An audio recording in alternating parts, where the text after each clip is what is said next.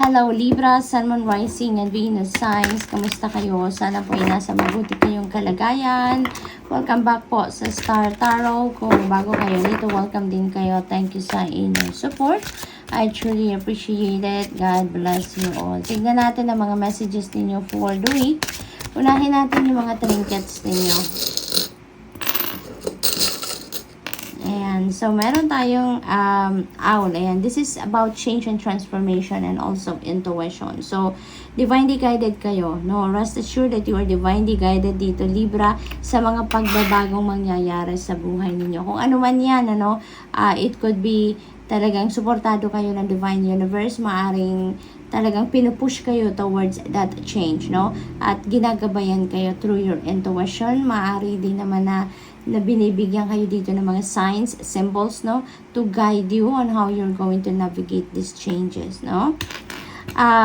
Kahit may mga pagbabagong ito na mangyayari sa buhay ninyo, you are moving slowly, you are moving cautiously dito. Maingat kayong isa sa katuparan ang mga pagbabagong ito sa buhay ninyo.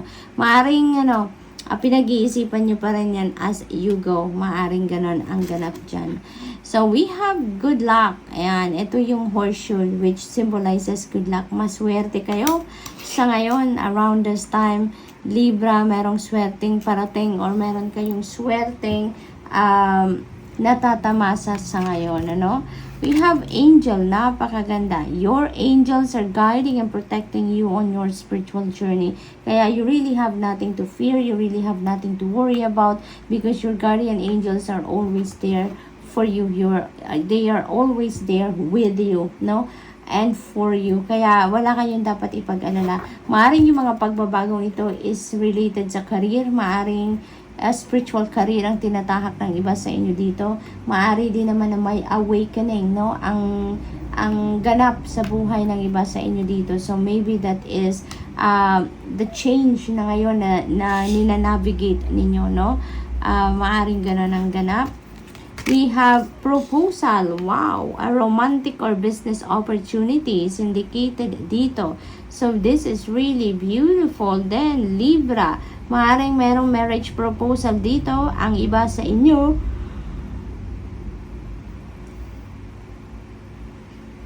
maaari din na this is business proposal na matatanggap ninyo or maaring kayo, no? Maaring kayo yung magpo-propose or maaring kayo yung pagpo-propose and maaari din naman na romantic talaga or business. Ayan. So, that could be either way, depende sa inyong sitwasyon. We have plane, and a journey is indicated either physically or metaphorically. Your life will become more full. Libra, mga busy talaga si Libra sa ngayon, ano? Busy kayo ngayon, marami kayong ginagawa, iba't ibang sitwasyon, no? May personal, may romantic, may spiritual, no? Ang ganap dito, yung parang busy kayo, marami kayong pinagtutuunan ng pansin sa ngayon. And there is journey. There is travel dito. That could be physical travel. So that could be a long distance travel. Could be international travel dahil may eroplano tayo. So maaaring ganun ang ganap. It could also be that, pag-iisip, no? Mental travel ang nangyayari sa iba sa inyo dito.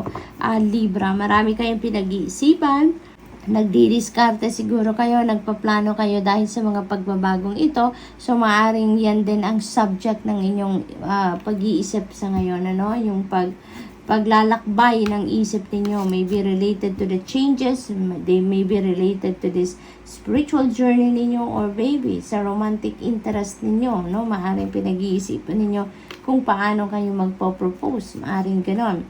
Good luck! Wow! Good luck! Good luck, good luck. So, ang suwerte talaga ninyo ngayon, Libra.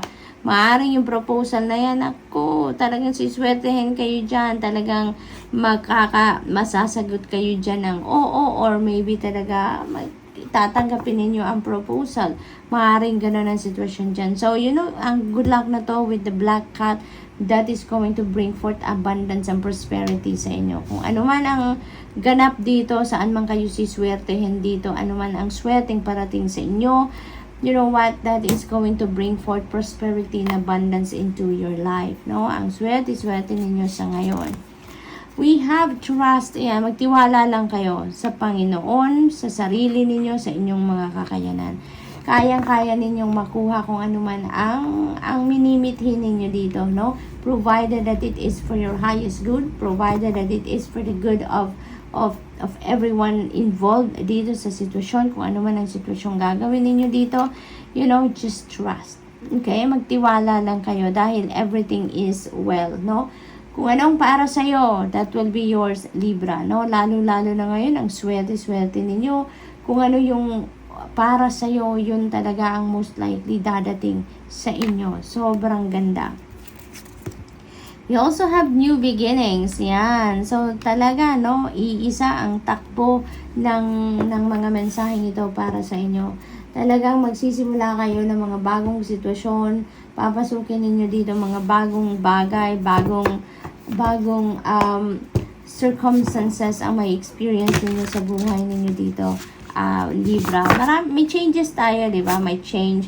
Kaya, definitely, may pagbabago, no? Meron kayong sisimulang bagong path na tatahakin dito. Kasi when there is change, there is something that you're going to leave behind you and you are welcoming newness. You're going to start something fresh, no? So, that is very imminent talaga sa inyo dito, no? Kasi meron tayong new beginnings energy. So, we have good luck charm. Ayan. So, talaga, this could be your good luck charm. Maaring may pendant kayo na suot na good luck charm, no? Na ito, na horseshoe. Maaring ganon. Maaring may singsing kayong horseshoe. Maaring meron kayong pendant na horseshoe or hikaw na horseshoe na maaring suot-suot ninyo lagi. That could be your good luck charm, no? Or maybe others, no? Maaring hindi, not necessarily naman na horseshoe ang suot ninyo na good luck charm, maari din naman na hindi. But you know what? That is going to bring you something talaga na swerte, no? Yun ang napipick up ko dyan for some of you. So, what else? We have King of Wands. Ayan. Promotion, no? Maaring dumating sa inyo ngayon ang promotion. That could be something na asiswertehin na kayo ngayon at finally baka makuha nyo na yung posisyon sa trabaho na minimithi ninyo. That could be a leadership role, no? So, maaring ma-promote talaga ang iba sa inyo dito, Libra. So, good luck to that. For others of you, this could be entrepreneurship. Maaring ang iba sa inyo dito magdedesisyon na magnegosyo na, umalis na sa trabaho, or maaari din naman na talagang side hustle ang negosyong itong gagawin ninyo.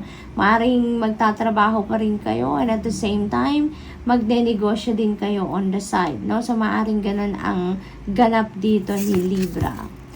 We have 3 of Cups. You really have a lot of reasons to celebrate dito. Napakadami ninyong isa-celebrate dito. Yung mga swerteng yan na parating sa inyo, proposal, business or romantic, you know, ang dami-dami new beginnings, ang dami ninyong rason para mag-celebrate talaga, no? So, there is celebration coming up para sa iba sa inyo. This could be achievement ninyo, this could be accomplishment ninyo, this could be yung abundance, prosperity na matatanggap ninyo, si-celebrate ninyo yan. That could be anything, but definitely you're going to celebrate with your family and friends dito, no? Sa lahat ng tagumpay na ito, lahat ng swerte ng biyayang parating sa inyo, Pisces. I mean, Libra. So, Libra, that's all I have for you for today. I hope nakatulong ang mga mensaheng ito in some way. Thank you for watching Love and Light. Namaste.